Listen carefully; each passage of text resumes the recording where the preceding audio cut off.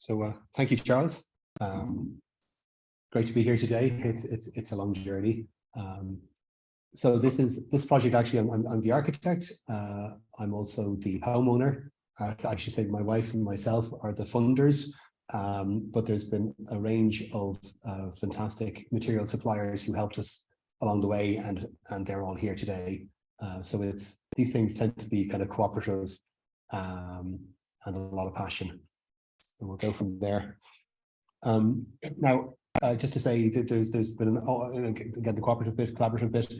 Shane Fenton of Wayne Moorhead Architects will be talking after me about the building energy modelling aspect to this, and Sarah Carrigan will be talking about life cycle assessment.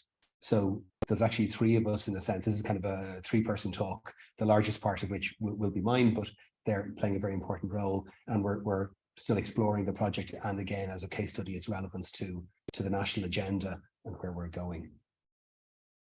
Does that work for me? Great. Okay. So I do think it's important, though, however, to start with the greater context and the need for the urgent and deep cuts, all of that agenda. It needs to be mentioned.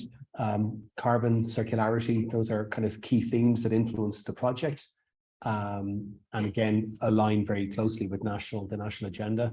And then moving into the case study, so it's two parts kind of broadly in this talk, in my talk, context, design, materials, construction, and then some of that kind of that working in action in a real project, not all of it clean or tidy. So just to say, I think there's some really important text that people need to be aware of. On Monday of this week, the synthesis report relating to the Intergovernmental Panel of Climate Change sixth assessment, the synthesis report that gathers together all the different subsets of the sixth report was published. And I think we need to know about that as citizens of planet Earth, this little blue dot flying through outer space. The Climate Action Plan has recently been updated. That's one of the actions that the government is regularly now undergoing, and is very important, and sets out very key policies. I'm wearing a little badge here, so you know about the Sustainable Development Goals. Effectively, everything that we're doing from now on as a society needs to map back very clearly to sustainability. The Sustainable Development Goals are a fantastic framework to look at that through, and the government is tasking itself and is being audited on the basis of its engagement with that kind of seriousness. The London LETI Climate Emergency Design Guide, the London Energy Transformation Initiative, LETI, now I think it's called the Low Energy Transformation Initiative. That's a fantastic design guide that is very, very relevant to an Irish context. And then on the left-hand side, a fantastic report looking at whole life carbon and the general engagement, and what are we doing in this industry in Ireland? What are the impacts from operational and embodied and so on? And again, where do we need to go, and pathways? So really, really significant high-level documents that I think most people should be aware of. This is the not so good news in terms of what we're doing as a planet, and the human species, which seems to be a little bit bent on destruction at the moment. And we can do things. They say that we're maybe the last generation, the first generation that really knows what it's doing, and the last generation that has a really strong ability to do something about it. Other generations will also, but I think what's important to recognize where we are. And greenhouse gas emissions, GHG, in 2030 implied by nationally determined contributions. So this is what all the various governments themselves are saying they will do. When you add all of the things up that they say they will do to address this issue, essentially it's not enough. We even what we're putting down on paper at the moment across the nations of the world is actually not enough. We really need to be more clear and dramatic about it. And we need to do that now. It's the emission changes, the emission reductions that we make now that will decide where we go as a planet, not just this species, but all the other species too. And it'll give us more choices to make in the future. So somebody saying we're allowing now for a great change, a great improvement, and we plan that to happen in 2030 or to plan that in 2040. It's not what we need to do. It's what we're doing now that matters. So we just need to have that understanding in every conversation that we have. and you know, be very much in favor of Greta Thunberg's approach. Anyone who is not doing something about this doesn't really have a right to complain about it. Actually, action, getting engaged, is one of the most powerful and informative and positive things you can do. And we can all do that in many, many different ways. And a lot of it is very healthy and exciting. So what is also good to say is that at least 18 countries, according to the IPCC, have sustained absolute production greenhouse gas emissions and consumption-based CO2 reductions for longer than 10 years. So it is actually happening. There are countries doing significant work, and it's the ongoing, it's not just going carbon neutral in 1 year, it's actually going carbon positive, or it's the year-on-year change, which is challenging, particularly in a political cycle and all those other things. But to me, it's a call for empathy. I mean, the biggest thing we need is a massive uncontrolled outbreak of empathy. You know, if we could actually look at our future generations and other people on the planet and say, actually, I recognize that person, I could be that person, I want to engage, I think nothing will be as transformative as that. The World Building Council are very strong on this, and like other bodies, in the Irish Green Building Council too, the Irish government, they're talking about roadmaps and how to get to those places and what we need to do about it. So as operational carbon is reduced, embodied carbon will continue to grow in importance as a proportion of the total emissions.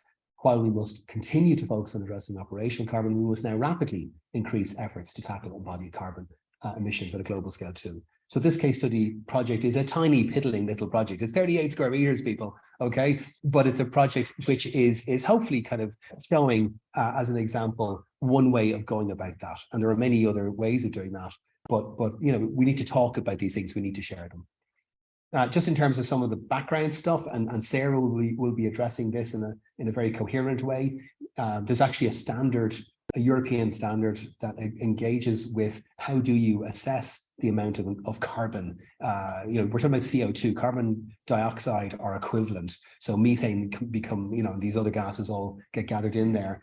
A lot of that has to do with, you know, cows belching. It has to do with planes in the air. It has to do with lots of other things. But there's a huge amount of the embodied and operational carbon, the carbon that we're looking at, which relates to buildings and the built environment, how we transport things, how we make materials, how we work, how we maintain those buildings, how we demolish those buildings or reuse those materials, and then even elements which I think, to me, a lot of people in the historic building sector would often say, well, look, how do we recognize the quality of what's here, that wall there that's been here 1,000 years, or you know, how do we recognize the quality of what's in this building already? And even in this kind of, if I understand it correctly, module D at the end, there's actually structures and rigor and clarity around how you assess the value of what's already here, and how to look at lower embodied and lower operational carbon processes going forward, and design strategies and so on. So if we looked at operational, it's the one we're used to. It's the one, if you look at a BER certificate, building energy rating certificate, it'll give you an energy value. It'll also give you a carbon value. So the carbon impact of operating that building, or the energy impact of operating that building, that's on every BER certificate. So it's operation, it's fuel, it's all that sort of thing. Embodied carbon is where we're looking at the carbon emissions associated with extracting those materials, making those products, and the whole life cycle of a building, or the infrastructure associated. So you can see, if you look at the green rectangle, the green marquee, how far that extends. Can I do that? I think it's pretty obvious, but yeah, that whole area there, and actually, I think including this. No, that's right or wrong. Sarah will correct me. You can see there's a hell of a lot there that's going on, from that raw material extraction bit to the making of the material, transporting the material. People talk about cradle to cradle, cradle to grave, all these different kind of cycles. So embodied carbon talks about all of that. And then if we look at beyond the life cycle, this is this module D category, which I wasn't as aware of. Carbon emissions or emissions savings incurred due to reuse or recycling of materials, or emissions avoided due to using waste as a fuel source. So this, for the historic building movement, I've talked to lots of people over many, many years saying, why isn't there a method to account for the value of what's already here? There is. So the answer is there is, and it's here. And this is the method, and we need to engage with this. Okay.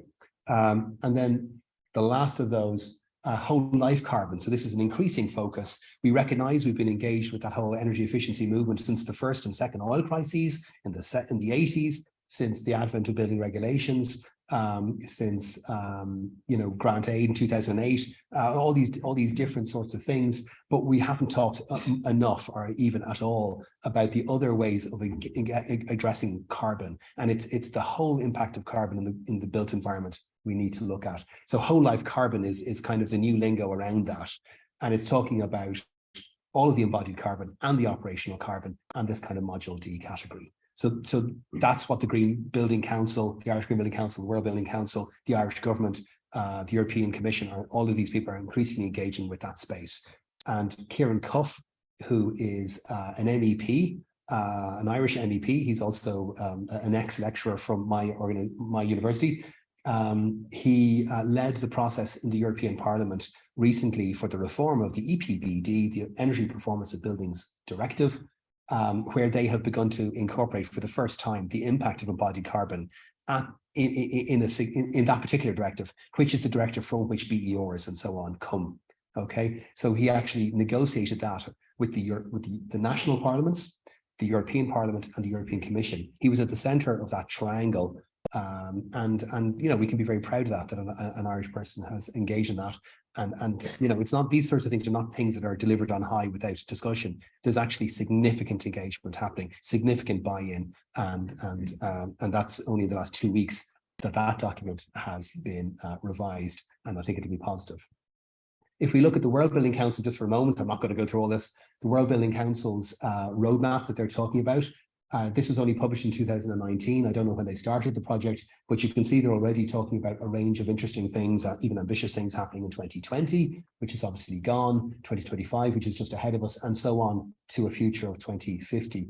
And in 2050, they're telling us all forms of energy used are from renewable or low carbon sources, and all process carbon emissions are mitigated, and so on. So there's lots of things going on there. But if we just went to that lot up there, the designers who are mostly sitting in this room and the manufacturers who are mostly standing at the back of the room, if you were very simplistic about it.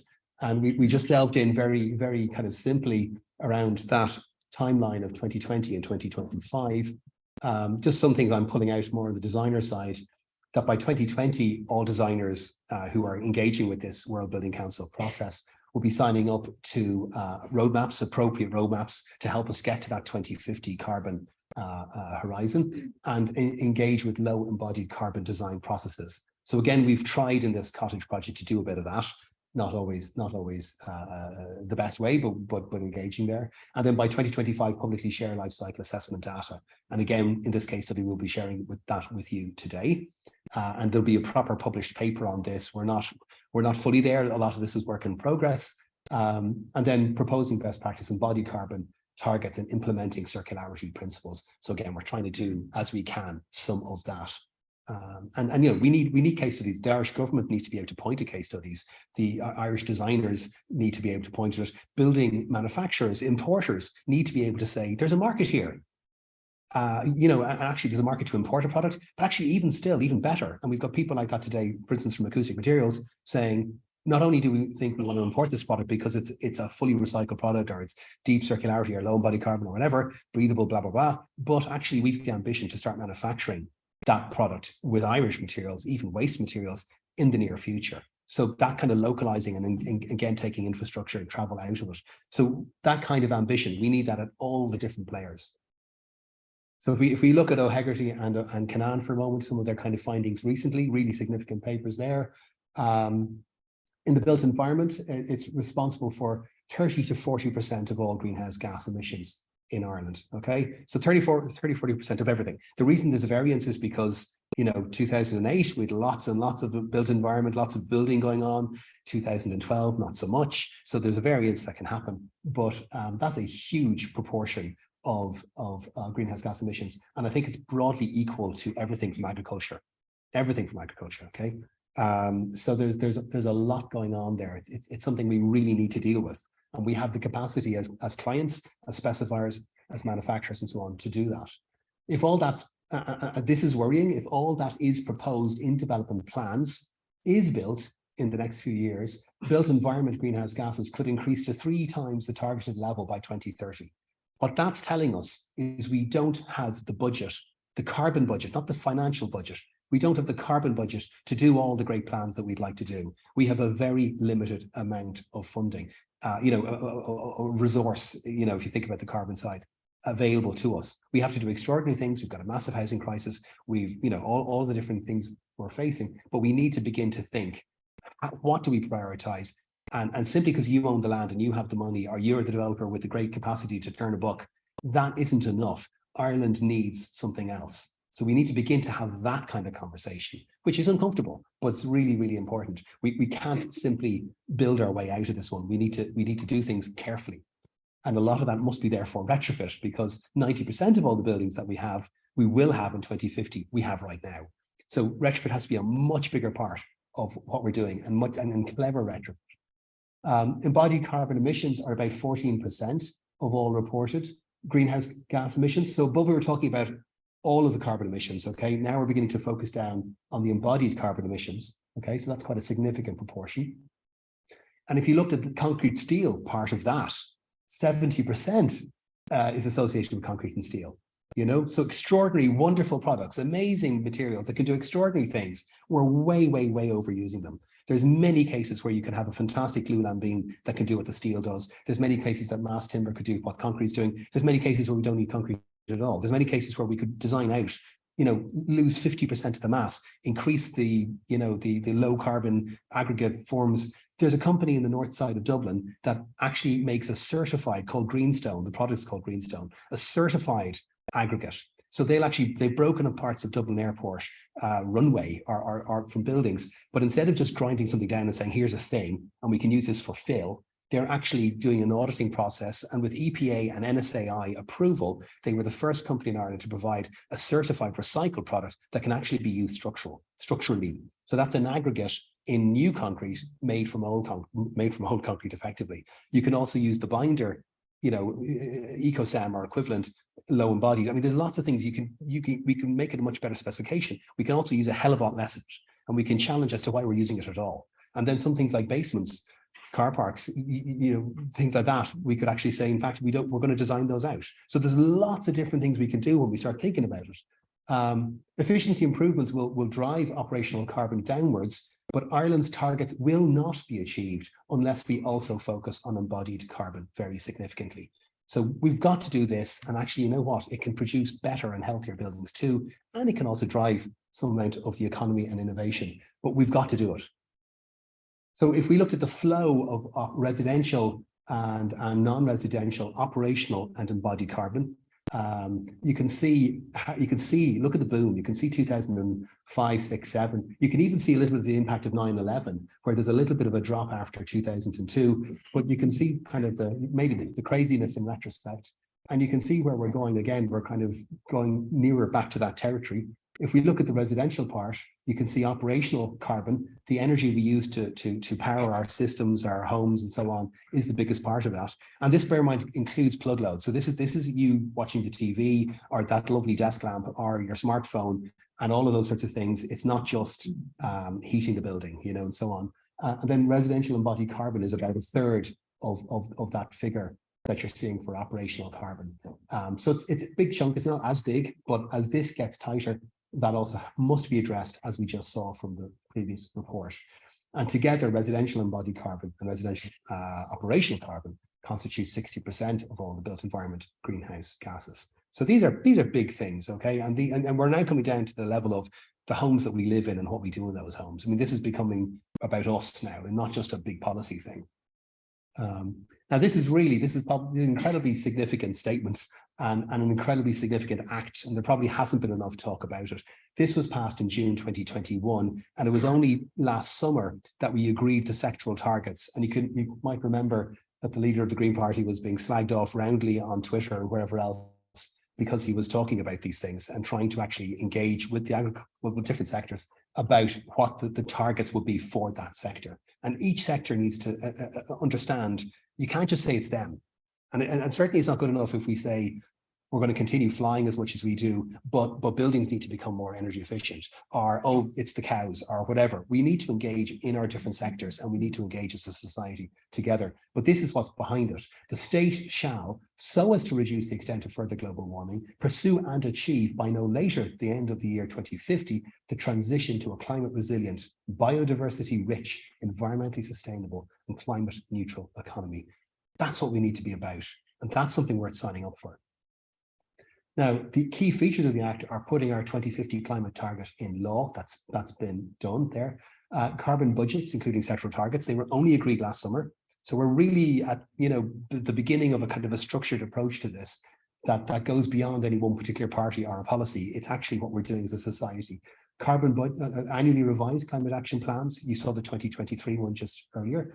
Strengthened role for Climate Change Advisory Council and new oversight and, of course, accountability. So it's good stuff. The Irish Green Building Council is leading the conversation on this nationally, and I think they need to be hugely commended, but also supported in their engagement.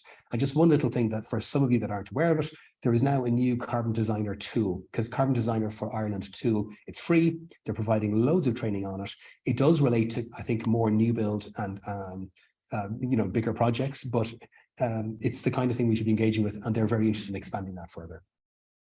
So kind of moving from that higher policy into kind of how we actually act and engage with the design process, and even how we manage the waste that comes from our kitchen or our house or whatever.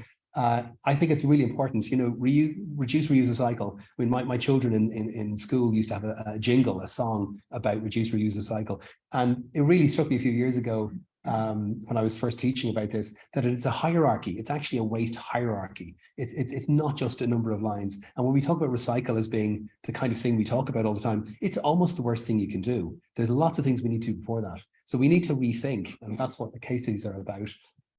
We need to refuse lots of different kind of engagements with materials or consumption or whatever. We're addicted to consumption as a society. And of course, there are lots of businesses that want us to be addicted, and it can feed a need, an itch, whatever. But we need to get better at understanding why we need to refuse, and that being a positive thing. The Americans have a very corny expression, what no allows a greater yes. So it's terribly corny. You kind of cringe when you say it, but actually, I do. But actually, it's powerful. What no allows a greater yes. Repairing, there's a directive from the EU coming out about repair and the right to repair, an actual citizen right that you give me a product that I can actually repair. My children use little scooters, not e-scooters, they're just little, they're children. We've replaced different elements of those so many different times because I think it's a Swiss company that manufactured them, allow us to do it. And a new set of ball races is €5, not a bother. You get a pack, a week later, swap them out in the system, and their little scooter keeps going. Fantastic, really simple, designed as part of the process. Reducing, obviously, that's really important. Do we need to build that less? One of the things that they found recently is that for all of the energy efficiencies that we've incorporated in our domestic building stock, has been wiped out by the fact that in the same period of time since the building regulations started in 1991, we've increased the size of our buildings. So larger houses, even though they're more energy efficient, are using the same amount of energy overall. Not helpful, really.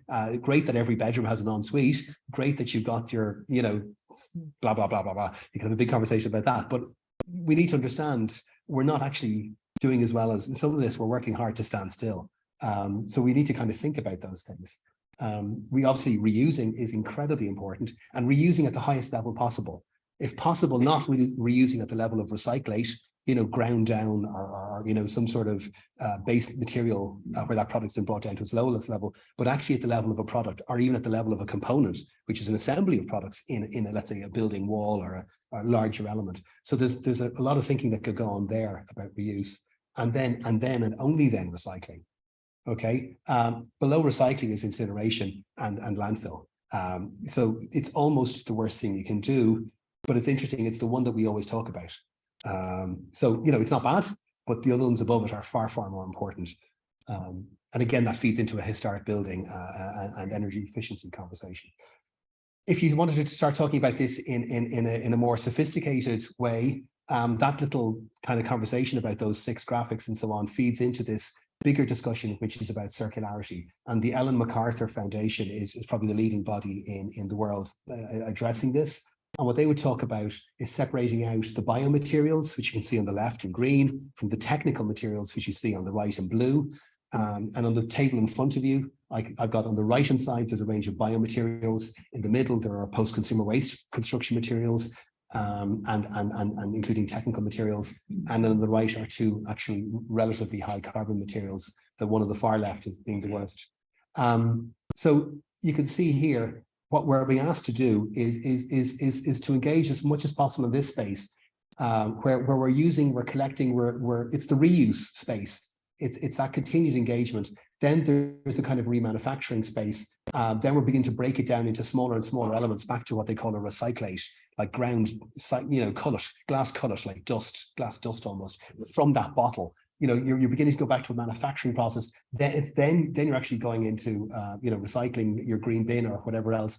I'm sorry, the green bin is a way into many of these things, but back here you're into kind of almost starting again, and you're trying to replace a virgin stream with this stream. But it's far, far better to be lower down here. But it's also a good thing to separate these out. Don't combine them. Keep your biomaterials separate from your technical materials and so on. So there's lots of thinking about this, and a lot of it's really exciting and results in wonderful products and maybe a better way of thinking. What's really worth understanding is that Ireland is appallingly bad at this. We're actually very good at many things, but we're not really good when it comes to circularity. Romania is a bit worse, but countries that you might not think of so much. I mean, okay, we can always talk about the Finns, we can always talk about whoever, I don't know, the Austrians, but the Latvians and Lithuanians and Croatians, I don't know, Malta, they're countries doing way, way better than us. And then right at the top there, you've got the Dutch, you've got the Belgians, and even the French. You wouldn't think they might be as innovative, but there's lots of innovation there and real deep engagement and understanding with that. And that's where we need to be. I mean, even if we just got to where the European mean is, we'd be doing bloody well compared to where we are now. So we've a long way. There's massive opportunities for us to increase our circularity, and those early steps in increase will actually be quite simple.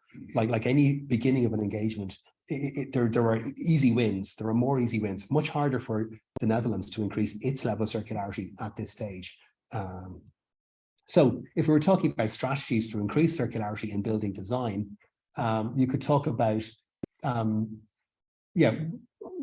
understanding that retrofit is a way to almost inherently have a lower carbon form of building, engagement with building.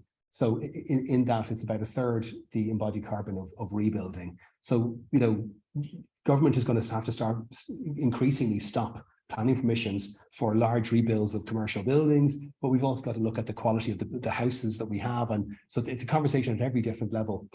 There's also obviously multiple other benefits in terms of patrimony, streetscape, in terms of architecture, culture, air quality. I mean, there could be multiple different benefits, settled communities, etc., from engaging with retrofit and building less.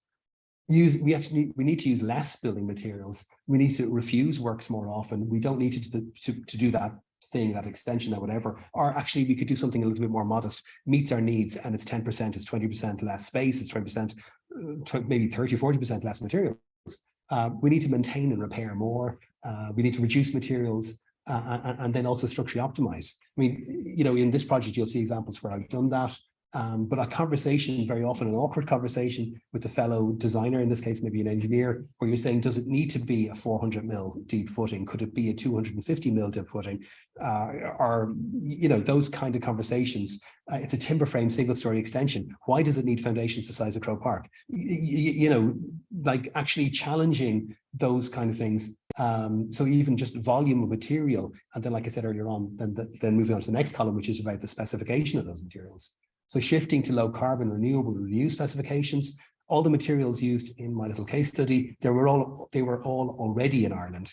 I do remember talking to a fellow colleague in TUW many years ago when I was showing him a long German screw for kind of timber frame construction, and I said, that's the kind of thing we need. This would allow us to do X, Y, Z. And he said, yes, Joseph, that's fine, but we don't have those in Ireland. And my answer was, they're in a company called Masonry Fixings in Ballyfermot.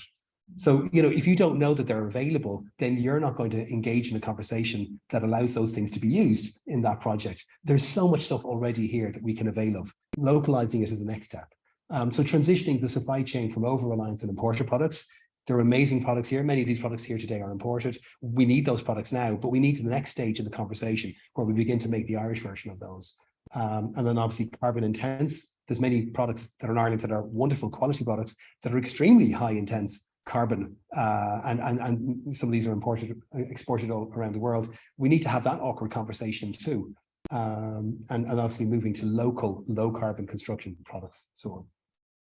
And then, you know, embracing circularity, specifying reuse and remanufacture, stimulating the market. Having this conversation today is stimulating the market.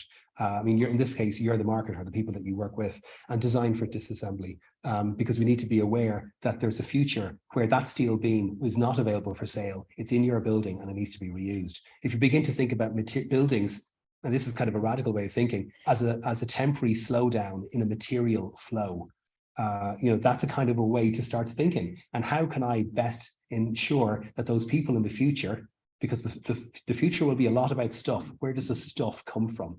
And if we can start kind of saying, well, like, actually, I'm going to allow that material to get the best chance of being reused at its optimum, that's a really important way to think. That's very much for designers to engage with, and again, manufacturers. And putting something together this way rather than that way could be the difference. You know, is it a screw fix? Is it nail fix? What are those junctions? How does that come together? Those conversations now actively impact upon the ability to reuse those materials in the future. So there's a bit of context. So case study. The case study building is number 4, Findlater Street, which I think is that little one, that one there. No, it's that one. Which one is it? I think, yeah, there it is. There's number 4. That little building there. And it's at the back of what was probably a field that the Dublin Artisan Dwelling Company, which was made up of nice people like Lord Ivy and Mr. Findlater, the wine merchant. You can actually read them there. Mr. Findlater, the wine merchant, Mr. Black, all men, of course, Mr. Kinahan, and then Mr. Sullivan. And if you look at it, there's a similar development somewhere near Howes Cross where you can see another range of names, and they were the board members. They were all the board members who were making social housing for profit. You know, this was a business proposition, but it was an appropriate business proposition where they felt the deserving working class should be better accommodated. The undeserving working class, they're those without a trade, none of our business. They'll find their way, but the deserving working class deserve better accommodation. What's really funny about it is that Aberdeen Street, they couldn't agree on the main thoroughfare through their little development. Okay, they couldn't agree. And what do a group of men sipping brandy or port or something do when egos are at stake and they can't agree such an important name? They turn around and say, well, the wife of the Viceroy, that's where we'll go. So Lady Aberdeen got the name for the central street in the development. It is actually a very sophisticated architectural scheme, which will be represented in the write-up of the case study, in terms of pediments and faux pediments and pilasters and all sorts of architectural engagement of this front red brick terrace, and then this line of terracing, these buildings here, and then the central on either side. And then wrapping around that are these window cottages. And like I said, that's one of them there. You can see the drainage plan laid out. This is from 1880, design is from 1885. It was built between 1885 and 1886. So this particular house, it had structural internal walls. These were all structural mass concrete. And you can see obviously mass concrete. So mass concrete, you'd say, oh, no, they weren't building in 1886 with mass concrete. Actually, they were. And if you look at the old Dublin, the Dubliner magazine, the Dublin Building magazine in the Irish Architectural Archive, you can see loads of geeks writing about cool concrete mixes and about formwork and getting really excited in 1886 about concrete. And I'll talk more about the concrete later on. It's single story, 3-bay, mid-terrace cottage, camber arched door opening. Actually, yes, that's wrong. There's a camber there. Boot scraper, really practical. Okay, that's missing too. It's just there. Sash windows, high ceilings, and so on. These are the sash windows appear in the main street. Oops, we'll go back. These all have sash windows, and the quality, I think, is in the brickwork, the detailing, and the architectural schema.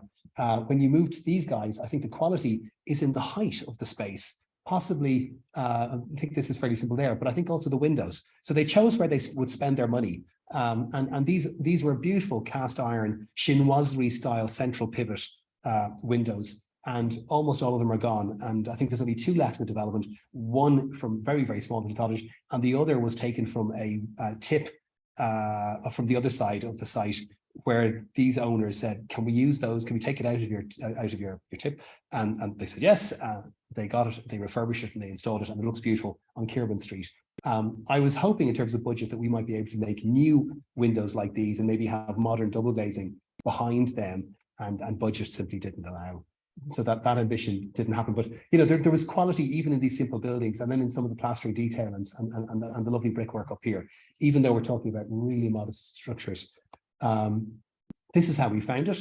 O'Devney Gardens is directly behind it, and O'Devney Gardens, when it started, I think was quite an exemplary development, well managed, and then over time, as these things happen, it declined. Children from there, teenagers, used to run up and down these roofs, on the slate roofs, regularly, apparently, and you can imagine what that did to the roofs.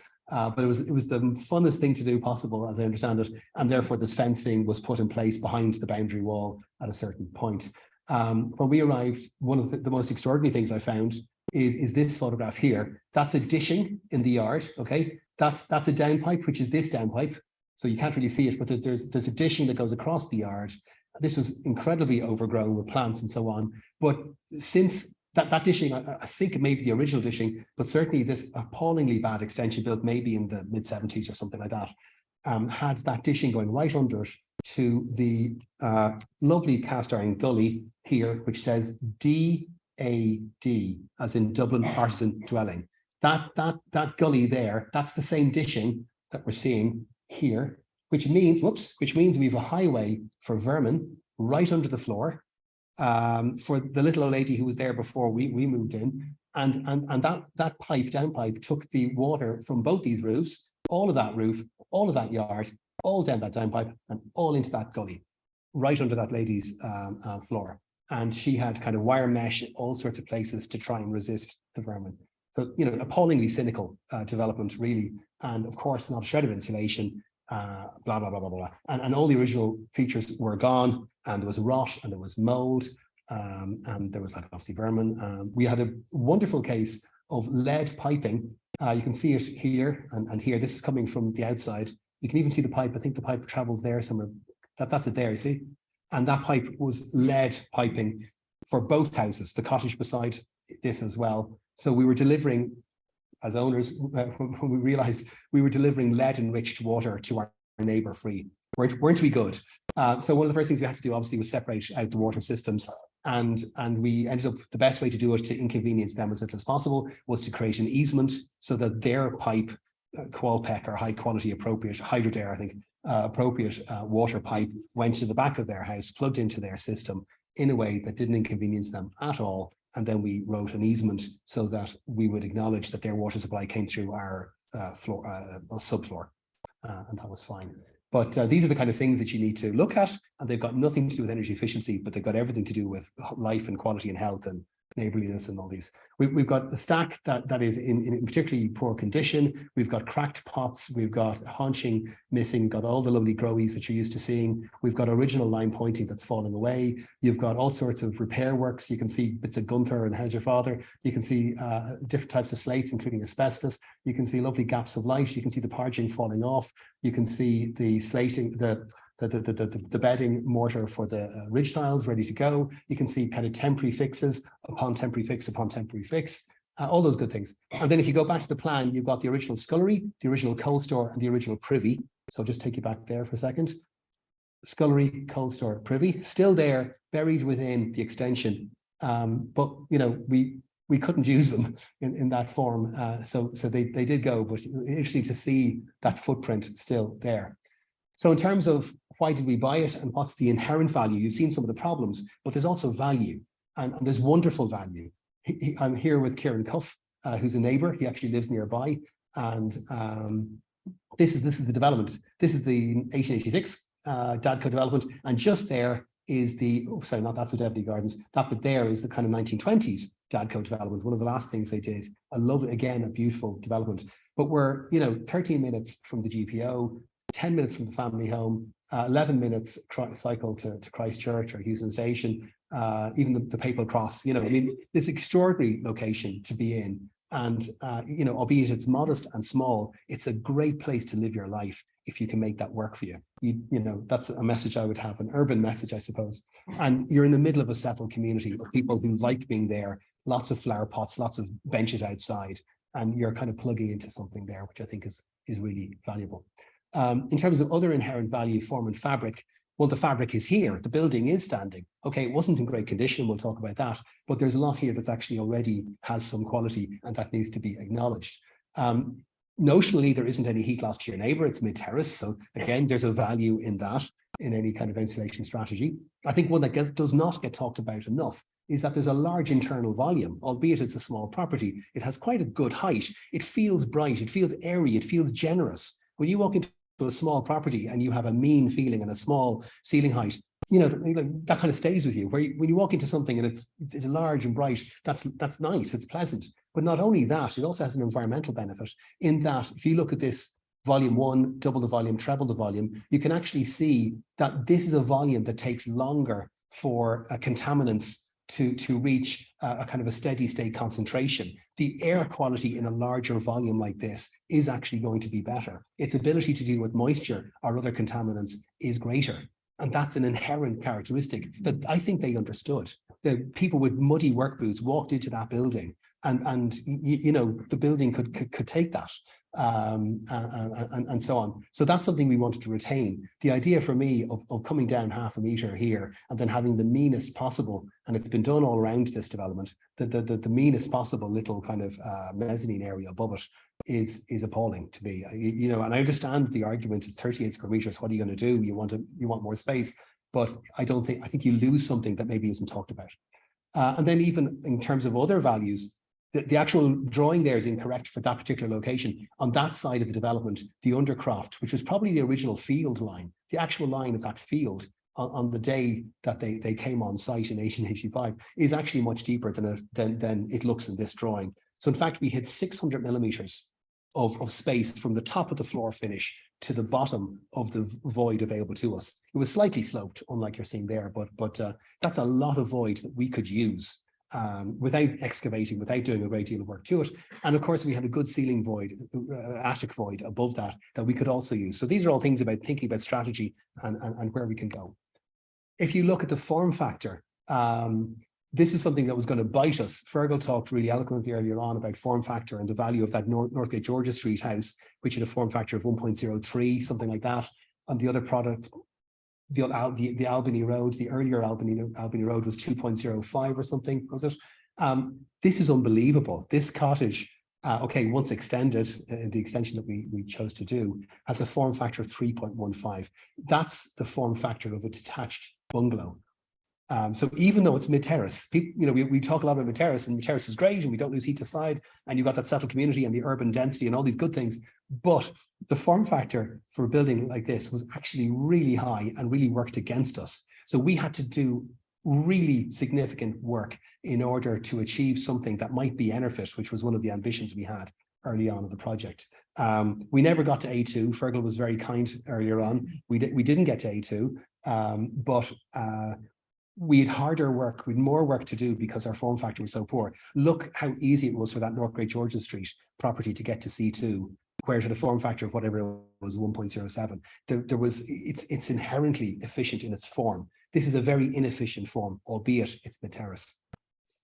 And when we charted that across the case study houses and also the SEAI's database of research tool, which is a wonderful resource from all the different properties that have a BER on their SEAI database. This was 2-3 years ago. That's the blue dots, and then charting the form factor against their date for the case study projects, whether they're retrofitted or unretrofitted, green versus brown. And then we've dropped in Findlater Street.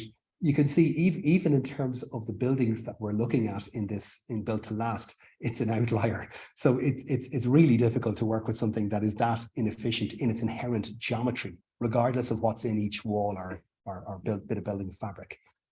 Again, look at Henrietta Street below 1. That's now the Tenement Museum.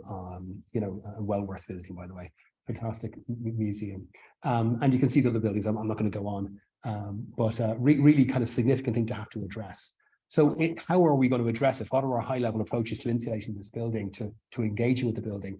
Wonderful document here, the Solid Wall Guide from Bristol. If you start looking at what we had, 120 square meters of floor of thermal envelope.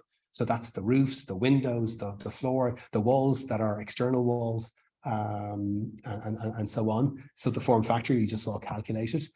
When you break that down percentage-wise, windows and doors, 9.25%. The existing walls, actually, in this case, only that are external. There are existing walls that are internal, but the existing walls that are part of the thermal envelope, only 10.7% in this project, once you exclude the windows and the doors. The new walls are greater, 16%, but look at the floor and the roof, about 30%, 31% each. Really, really significant. This is where we need to be spending most of the energy, most of the engagement in terms of insulation. And none of this is visible in terms of streetscape. All of this has an impact. So, that should really influence the strategy going forward. And then, of course, going back to what Fergus said earlier on about air tightness, I just want to say, and I'll say this every time in the conversation, there is no conflict whatsoever between breathability and air tightness. Any notion that air tightness means plastic bags are unhealthy, or the building can't breathe, or I can't breathe, is absolute nonsense, and it's I don't even maybe propaganda. You can have an absolutely fully vapor open, capillary open, historic, beautiful, fully airtight building, fully breathable, no conflict. Air tightness is about removing the gaps and the cracks, removing the careless construction, actually understanding and then having proper ventilation, proper air quality installed using good systems. That's what air tightness is about. So now coming back to mass concrete, when this is what we realized we were dealing with. We bought a building where they really didn't understand the technology they were building with. In 1885 and 1886, they were playing around. They obviously felt it was a good idea. Dadco were probably innovative. Maybe they got a good price point for the supply, whatever, but they didn't really understand what they were doing. You can see evidence of day joints. You can see day joint there, day joint there. That might actually be too high a lift for one day. A little bit of clay pot, a little bit of how's your father. Lots of cracking, poor consolidation, inadequate amount of cement, poorly agitated, poorly consolidated, and then pebble-based aggregate, large aggregate, overly large aggregate, and uncontrolled types of ranges of aggregate. So this is unfortunately part of the thing that we've all inherited, people who own these buildings. And there are lots of other buildings in Dublin where you can see from that period early poor quality mass concrete, and that we have to engage with, and we want to save it, but we also don't want it to bite us. And in this case, we realized that if we kept the internal walls, which are only about 80 millimeters wide, 80 to 90 millimeters wide, but 4 meters high of mass concrete, where this was what we're seeing everywhere, or a lot of it, that there was no way we could predict that we wouldn't have a very big problem having spent all the money at the end of the project, and that some of these walls mightn't again crack or move or whatever. So we removed the internal walls. These are new walls, they're stud walls, they're acoustically isolated walls and so on. And, I think it was a hard thing to do, but it was the right thing to do, actually. And if we go on, that also enabled us to ensure that we could have a single bed in this location by adjusting this new wall 100 millimeters. It allowed us to actually slightly narrow this room, widen this room, slightly narrow this room such that it would still take quite comfortably a double bed. It's a small double bedroom. Some of you will get to see it later on, but it actually is a comfortable space, and it's a reasonable size double bed. But those little adjustments give back a little bit of room to this central space, make this room useful for somebody in a way that it wouldn't be as useful otherwise. And by having these walls removed during the construction, it also allowed us to put in a single floor condition, which was simpler and more cost effective, than later on. In terms of the radon, we measured radon on site, and it was extremely low, 1/10 or something of the lowest level that they talk about in the regulations. After construction, we're now measuring radon again, as you should, and as so rarely happens. But what we wanted to do, we wanted to actually ensure, because these walls had a lot of moisture stress, a lot of it coming through the cracks that due to the concrete and so on over time. So when we arrived, there was really high moisture content. There was plaster falling off, there was floorboards rotting, and all these sorts of things. So one thing we wanted to do was make sure that the walls and the floor together worked as a system in terms of moisture management in a very, very low radon context. Okay, and as you're allowed in Part L, we put in a radon sump, but we have the foamed glass aggregate, which is over there underneath, which I'm showing you more about, a geotextile, compacted twice, geotextile and 100 mil of finecrete above that. There is no DPM and there is no radon barrier, and I'm okay with that in this project. In another project, you could say you must do it, but we did put in a radon summer. And then we run a pipe at a slightly uphill slope, and we use the flue because we were decarbonizing in this house. We're going to electric heating and high quality air and so on. We didn't need the flue. We felt actually a little bit of draw from that radon sump so that anything that does come there in the future, if anything does, can move away. We felt was a good passive measure. You may have remembered that the original door was here and there was a little window there. We wanted to be able to have people, you know, eating and drinking and looking south on this side and cooking up against the wall here. So there wasn't a lot of wall left, like I said. So we ended up with a situation where that wall came away, and we put a little steel goalpost arrangement there, which you'll see later on. But these were kind of high-level design decisions. We also wanted to make sure there was a very generous shower room and again, properly ventilated and all those good things. So you can begin to see here in orange the kind of schedule of demolitions that were involved. So yeah, but they were carefully considered, you know. Okay, so in terms of the strategies, super low U values in the floor, roof, and the timber frame extension, appropriate U values for the solid walls. Air tightness, we were looking for less than 1. Well, it should be an N50 of less than 1 to achieve the Retrofit standard. But just for the moment, let's talk about Q50. We were hoping to get in that territory anyway. What we achieved was 1.6 after a good lot of work. We were disappointed, but that's still nationally significant. You know, there was a lot of learning in it. The builders were very good builders, but they weren't as focused on air tightness. We did bring in a guru who we'll talk about later on for the installation, the cellulose installation on the air tightness, which really helped, but there was a little bit of work they needed to do beyond that. And then generally we went for the decarbonizing, as we all should be doing, a decarbonizing approach and and in this case, I initially was looking at MVHR, mechanical ventilation heat recovery, with a heat pump with a cylinder in a compact unit, and the system was a Nelan Compact P, but frankly, we couldn't afford it. And 1 square meter of floor area out of 38 square meters is quite a lot, but also even the cost, we felt we couldn't afford it. And frankly, the government grant aid wasn't enough for that. We have allowed for that to happen in the future, but what was incredibly important was we did install in that context proper ventilation that was also certified. So the demand controlled MEV system we put in is for Areco, and Areco are here today. And yeah, there are those things about phasing a project and working on tight budgets, which definitely affected us. We got no grant aid in this project. If the material suppliers were the few people who were, you know, I don't say few people, but the material suppliers that we're talking to are very forward-thinking companies, and we were able to engage with them, and that was really useful. But otherwise, we paid for the lot ourselves. And like I said, we have allowed for phasing in the future and facilitated that. Actively facilitating that. In terms of moisture managing, no radon barriers, DPM community breaks, only where needed. Minimize the petrochemically based materials as much as possible. The radon sump I talked about already.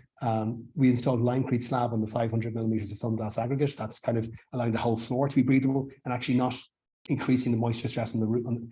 If moisture can move through the floor and through the wall, then there's less stress on the wall. If moisture can only move through the wall, you're focusing that area, which is what you do with a radon barrier or DPM, and then it can have an impact on how that wall dries out. There's no DPC, it needs to be said. There's no DPC there. If there were DPC, we'd be having a different conversation. The DPC is a damp-proof course within the depth of the wall. Okay, and then the paper cellulose in the attic, we realized that it does slump. In that form, so it's loose laid cellulose in the attic, so we're allowing it to slump 50 millimeters. That's fine. It'll slump to 500, only 500, and it's fine. In the timber frame walls, it's blown at a higher density and it doesn't slump. And then multiple wood fiber products and so on, and there's a selection of materials there which we'll talk about. And then even using a rain screen to the rear is actually a moisture managing technique, because you're removing liquid water. You're removing liquid water from driving rain, and therefore the wall only has to deal with vapor. So that again helps the moisture stress. So there's all these different kind of strategies going on, and many of them are passive. I don't want to go through this whole list because it's a bit detailed, but there's a range. The blue materials are the technical materials, the green are the biomaterials, and if I just do that, you can all just kind of let your eyes pass across, and you can see the companies that were involved, and many of those companies are here today. So that's quite a lot of circular materials. 8 biomaterials at least. There actually might be 9, and then 4 technical materials. And it's the first use of the AM Eco Board, the acoustic material Eco Board, which is from, here it is here. This is from Tetra Pak. I'm sorry you can't see this online, but this is from Tetra Pak waste. It's either Czech or Slovak Tetra Paks. But the guys from Acoustic Materials, Stephen and Louis at the back of the room, they have the ambition to start manufacturing in Ireland quite soon. And they're also looking at other products. But that's all we need to make a quality. This has particularly high acoustic characteristics. And it's also been an excellent tested racking board. And like I said, the first timber frame in Ireland that's been used is here. There's an example where you can say waste is not a problem. Waste is a resource. And actually you can get from that, quote unquote waste, a premium product that could even attract a premium price, but is valuable and can form an easy part of the circular economy. So it's that kind of thinking, and you can see that in a whole range of those products there. And most of those are lined up on the wall, on the table in front of us.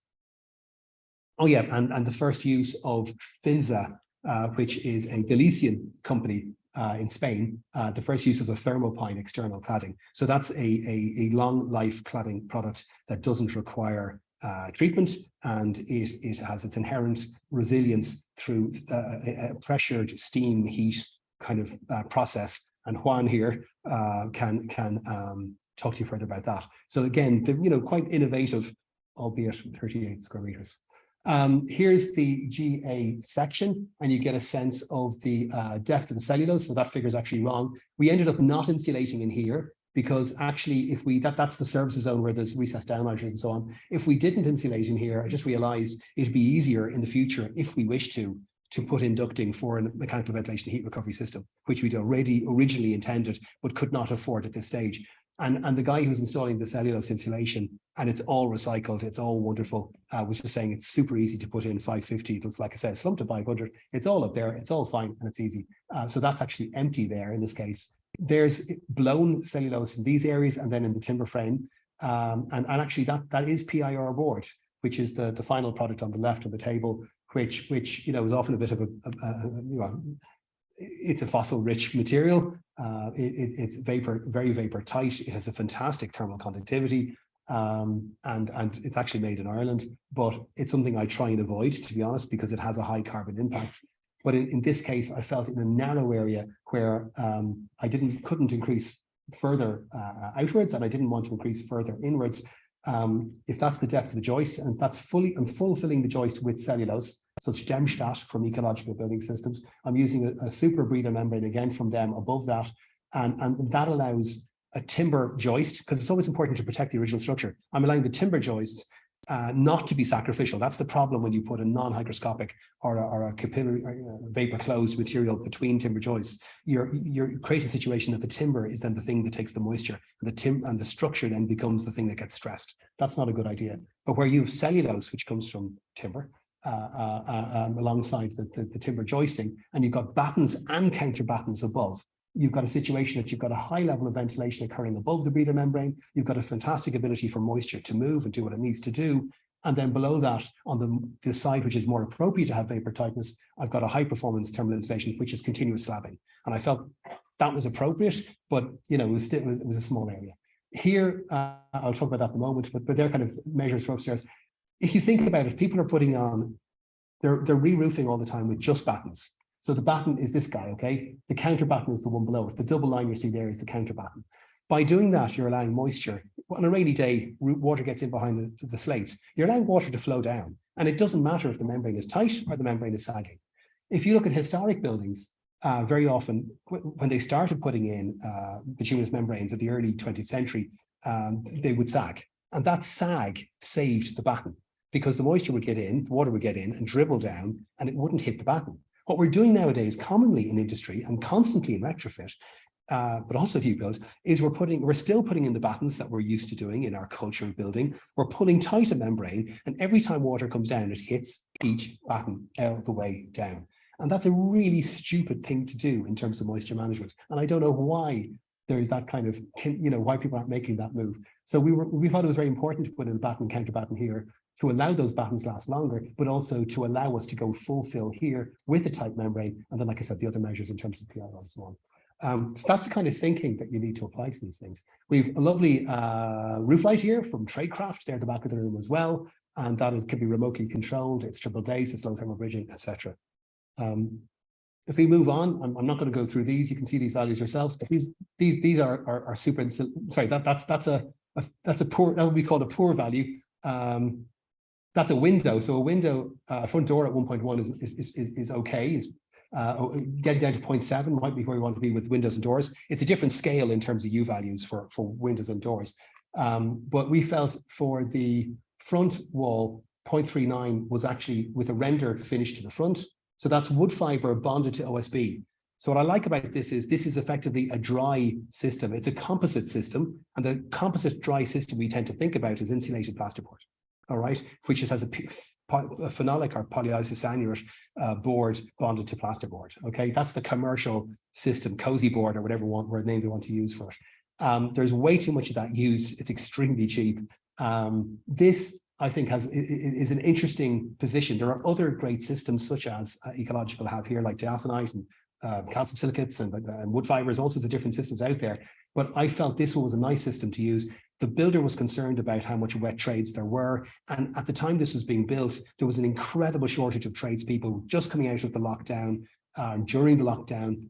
So it was really difficult. Even the roofer was saying to us, I will not be available to take the slates off the roof. If you want me, you need to get somebody else, a labourer, to take the slates off the roof. I'll only be there to put the slates on the roof. And he also said to me, don't even think about a conversation where we reuse, 50% of the slates of that building on the front and then go with, whatever fiber cement slates at the back. I'm not having that conversation. I don't have time. Literally, I don't have time. And this was a quality guy who was really hard pressed at a time when labor was so short on the market. So we ended up, the other thing I was told is, we'll give you a £2,000 discount if you go with fiber cement.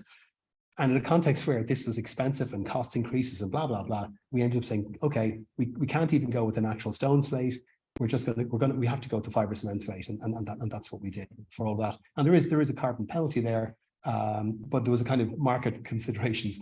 Going back here again, like I said, the Pavadry system, it's from Cara Concepts. The suppliers are Cara Concepts in Ireland at the back of the room. This has a full bed of adhesive behind it. So once we trued up the lime plaster, which we had to remove due to the need to crack stitch and the fact that a lot of it was falling off and all these other things, when we trued up all of that, to be able to use effectively a dry system with the full bed of adhesive meant it was quicker. It was something that was maybe a lower trade skill level, but it also is fully capillary open and it has good density in terms of thermal mass and so on right to the end. We chose, probably slightly non-conventionally, to slab plasterboard directly onto that to get the room finish. And we chased into the OSB to put our cabling, but we sealed the chases that we made.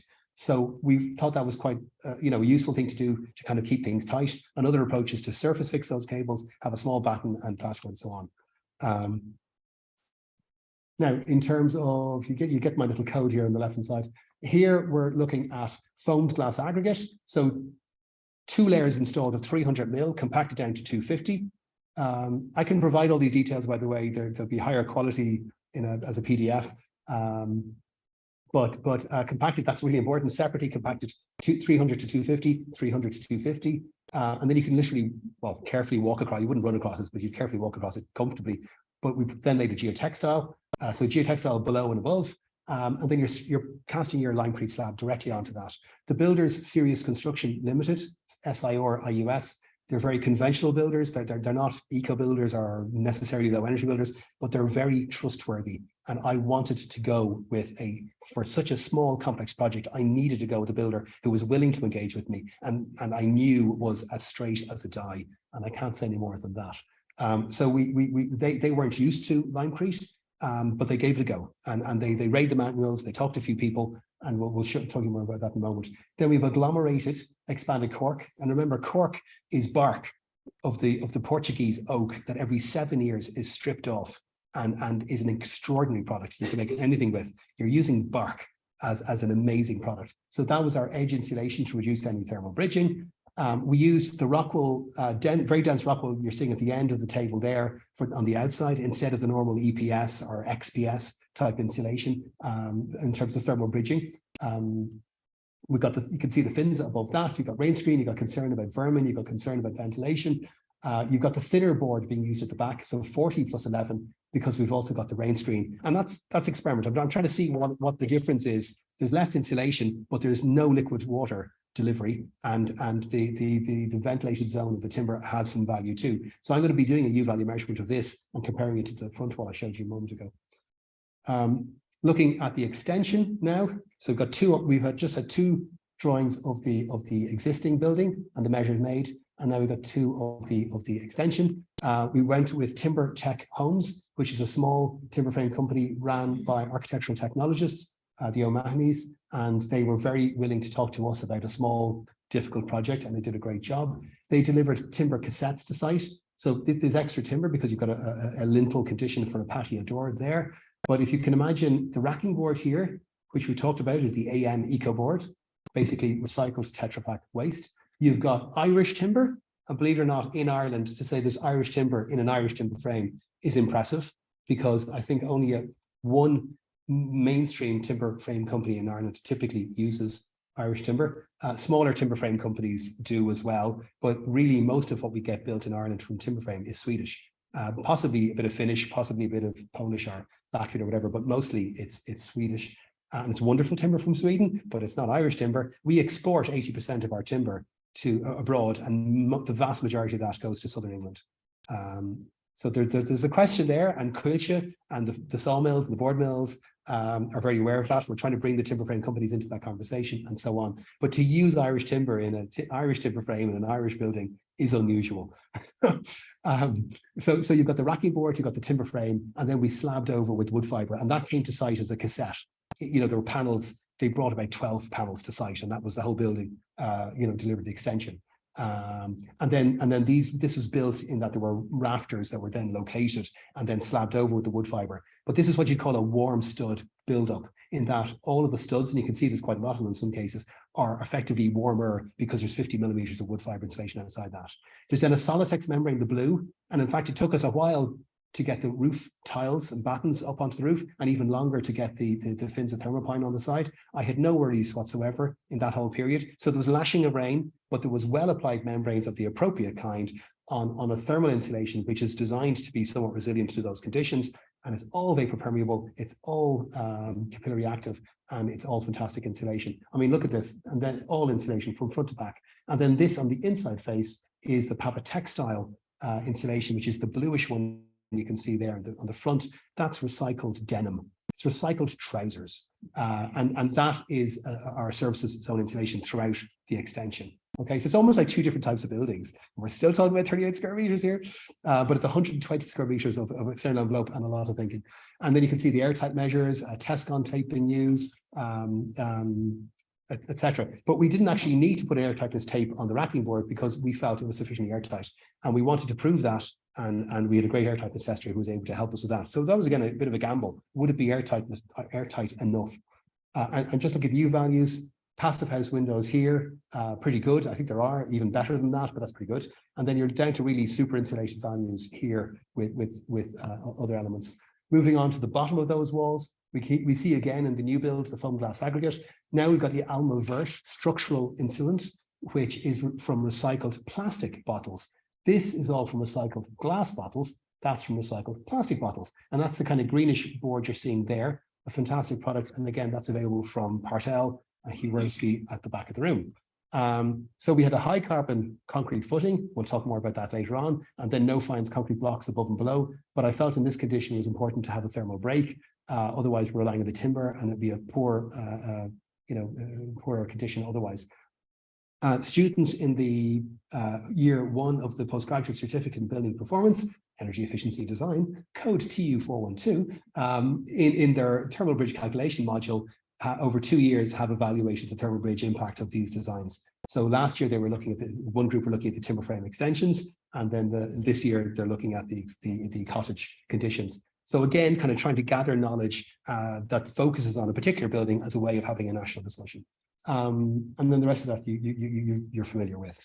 And again, some pretty good U values there over on the right-hand side. Here's our friend here in the kitchen. I don't know if it's easy to understand, but you basically got this is in the extension. You've got your kitchen unit, you've got your workspace, you've got your overhead cupboards, 1 meter high, and above it we put another low line of cupboards. Actually, they didn't come out, they're on the same plane, but they're 800 mil high. And that meant we could put all our ducting and our Areco fan behind a door, out of sight, within a larger kind of scheme, extract ventilation, the moisture extraction to the outside there, pulling from the kitchen at a high level.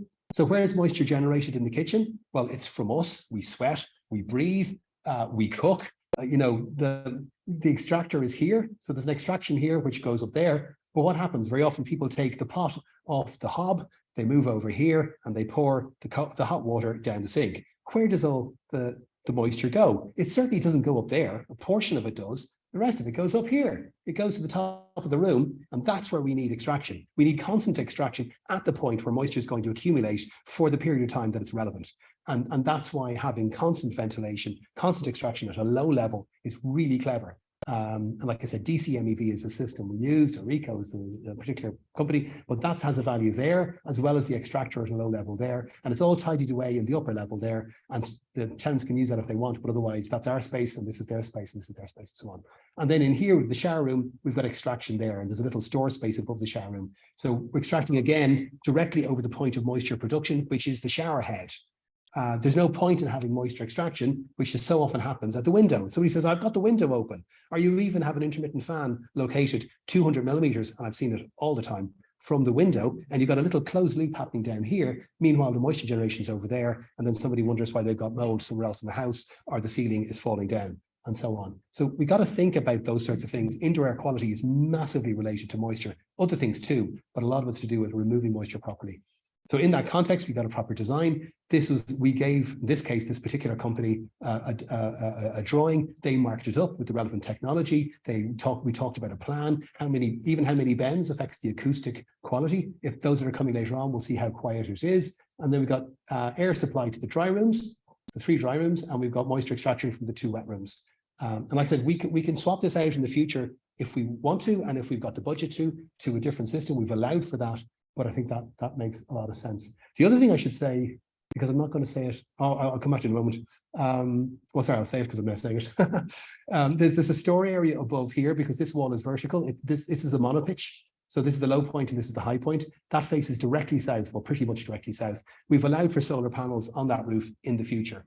So we've all electric heating at the moment, but we've allowed for solar panel. We've got power from here up to there. So the right kind of cabling, the right kind of controls are all there. We've even got a pipe going through the roof buildup, which is properly capped. And we've got a roof tile, which can be snipped off, the little kind of the nipple or whatever you'd call it, to snip off to bring through a cable so that in the future we can easily install without any faffing and without anyone breaking through my lovely air tightness lines, etc., a renewable energy supply with optimum orientation. So that's allowed for. It's not in this budget, but it's allowed for. In terms of other things, just in terms of, I suppose, store systems, we've simply got electric rads, electric wall heaters. This one there, they're this size because they only need to be this size. They're tiny. Under that window, under that window, under that window, and there's one on that wall there. There's also a little towel rail in here. All of them are electric heated. These 3 are from Dimplex. So Dimplex is an Irish company. Yes, it's electric heating. It's not storage heating. We could have put storage heating in. We didn't. But they're all working from a common hub, which I can control on my phone. And again, that can help with energy reduction and control and quality and so on. And then we've a little, believe it or not, a little 5-litre under-counter heater that heats the hot tap here and the hot tap in there. And we've a normal electric electric shower in the shower room there. So it's an extremely simple services system. We've been penalized heavily because it's all electric without any storage heating and without at the moment any renewables. And you'll see that later listening to Shane. But you know, I'm happy with it for the moment, and it's easy to control and it's relatively simple. And there's very few fans. The only fan is that fan in the house. And you know, sometimes we have to look at complexity. We need robust, simple systems as much as possible, easy to repair, et cetera, et cetera. And of course, the ventilation system has been separately controlled, third party, and commissioned and certificate issued. Again, really important. So now a few slides about construction stage. Okay, got about 10 slides left. Okay, so a few slides from construction stage and then a few bits on circularity. So there's the Alma Vert, possibly used a bit more than we needed to, but great product. And we were able to just build it in and slab it. And it can take a nail fixing and all those sorts of things. There's us opening up that hole initially. There's putting in the steel goalpost with the low thermal bridging conditions here. And then this is the zone of the foamed glass aggregate. That's a little local pad under that. But obviously the rest were back to basically to ground. And they just whacked the ground. So quite simple, laid the geotextile down and then built up the floor. There's the there's the geocell foam glass aggregate arriving. It is after compaction with the geotextile arriving across. Here we are with little fibers which go into the limecrete slab, which give it a certain ability to kind of flex instead of a kind of a reinforcing, increase its tensile characteristics. But it's all vapor open and really lovely material. There's the agglomerated cork. That's the patio door condition there.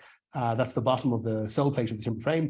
Those going in there. We can see the other materials, other things going in here, and so on. You can see the hessian laid down. This was laid in December, but it was laid December inside. Laying it in December outside could be problematic. But the hessian allowing for kind of a uniform slow drying. There's the TimberTech Homes installing their frameworks. These are the AM acoustic, the AM meter boards that you're seeing there as our racking board for our timber frame. Here we are with the various membranes installed really well. You can see the original structure and so on. I'm speeding up, as you noticed. You got the Intello membrane. You know, you've got to be careful about not all airtightness membranes work as well as others. I'm sorry to say that's a personal view, but you've got to be careful also about the installation. How well is the installer? Does the installer know what they're doing? Here's Roman Shapura, who is the doyen of airtightness and blowing cellulose in Ireland. And he comes from Sligo. He was very careful and very kind to come and join us. And he did fantastic work. And you can see the Pavadry boards going in. You can see the two different thicknesses of that. You can see Gavin O'Shea helping us with the airtightness. You can see kind of the engagement with testing and what's going on, and you can see, damn it, we've run out of tape, we need more tape. You can, all those conversations, you can see it happening. And we achieved, like I said, 1.6, which was less than we wanted, higher than we wanted, but you know, still a good value. There's an image of the inside of the house.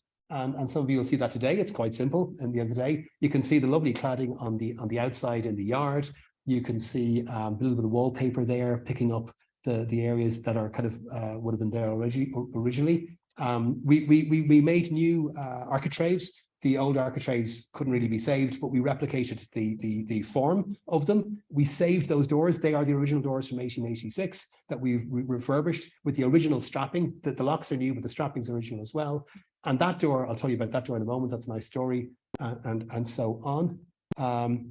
That's the MVH door system, the Compact P system that we couldn't put in, that we decided not to put in, but we've allowed the void for that system in the future. That's what it looks like over there in the left. Great system.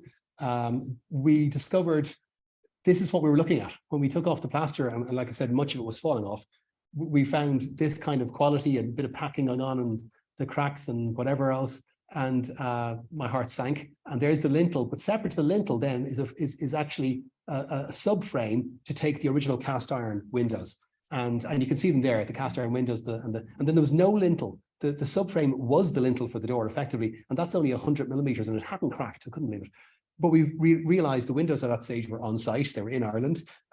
They weren't on site. They were in Ireland, and they weren't going away. So we needed to buy new, lovely American white oak, €1,000, to make new subframes, to take out the subframes we didn't know were there, to then install windows. So these are some of the painful moments. This is amazing. Again, these two pieces of timber are here. This is the original Baltic pine on the left-hand side. I counted 120 growth rings across that piece of timber. This is wonderful, and I sincerely mean wonderful, timber from Glennon's, and there's about 13 growth rings there. So this is the highest, the quickest carbon sequestering material, barring hemp in Europe, barring hemp and bamboo in Europe, grown in Irish forests, sick as spruce, provided by one of Ireland's biggest timber frame sawmill company. And this is fantastic. And we should absolutely be using this timber, and we're not using enough of it when we need to use it. But why in God's name use a new material when you've got an existing material in perfect condition already there? And the interesting thing was both the engineer and the foreman were both encouraging me very, very strongly not to do that, to get rid of all the old timber and to use the good stuff, to use new material. So why would you use old material? You want this house to be fit for purpose for the next 100 years. That timber there on the left is going nowhere. That's fantastic, and its carbon penalty has been paid. In fact, there's a little carbon penalty. It's sequestered so much carbon over so many years. So, you know, those conversations can happen, and they're on site, and you're kind of going, oh my God, what do I do? And it was only when I was standing on the roof with the roofer, and we're looking up close, 200 millimeters from the timber, that we were going, oh my God, this is gorgeous. There's nothing to do here. And the only bit of timber we needed to remove was the fascia. Even the sole plates, which I wasn't expecting, were perfect. So good conversation there. This is the conversation about reduction, talking to the engineer, names not mentioned, but this is the original foundation. And I think that's something like 550 mil or something of concrete that was being proposed to underpin the back wall. He was assuming this was the foundation and the back wall of the site, which is also the back wall of the property. And we had a long conversation to reduce the concrete down to sizes that were acceptable. But I spent so much time in that conversation, I never thought to have the conversation about using EcoSem or changing specification, improving the low carbon characteristics of the binder. So you have one conversation that stops the other. But this was going to take place of all my lovely installation as well. So, you know, you have to have those conversations. And sometimes you need to change your design team. Sometimes you're not talking to the right person. So a bit of way to go there in some cases. This is all the lovely timber we saved. Obviously, it had to be denailed. A few extra bridging creases, good to go. And then here are the original ridge tiles, which were sourced near Bristol in England. We were actually able to identify where they originally came from, the clay fields, and they were dry fixed. They weren't actually wet bedded. There is a dry fixing system for ridge tiles. And if you're putting these onto new asbestos slates, to have wet cement dripping down the face of your new slates is not great, but you can dry fix it and it works perfectly well. So these are other measures, I'm not going to mention them, that we used in terms of a reuse agenda. And then in terms, there's my lovely wife, in terms of a joinery and a reuse agenda, that's the door that she walked through for all her life until 2 years ago, a year and a half ago. And that's the door that is now the internal door in the house. This is the door that her father took from an architectural salvage shop in 1971. It had been a door with solid panels. He reglazed it in 1971 and he made it his porch door. The original whole door from 1922 is behind it. But this actually turned out in the airtightness test that we did on this house. This is Aylesbury Gardens. This is another of the build to last projects. It turned out that, you know, an airtightness of 12 in that house. It was a very leaky wall and we were very leaky door. And one of the measures, he now has a good air quality, airtight door in that location. And we've inherited the door for a beautiful door in the middle of our house, in the middle of the cottage. And these other measures here. And then there's the crack stitching, so repair, a lot of repair to do. Tried to remove the 10 mil distortion in that door I just showed you, couldn't do it, but we've actually just adjusted the frame instead.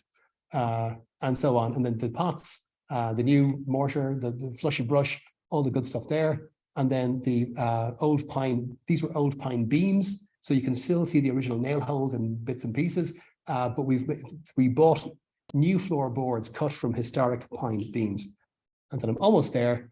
You're now going to hear a talk from Shane Fenton, where we're looking at building energy modeling.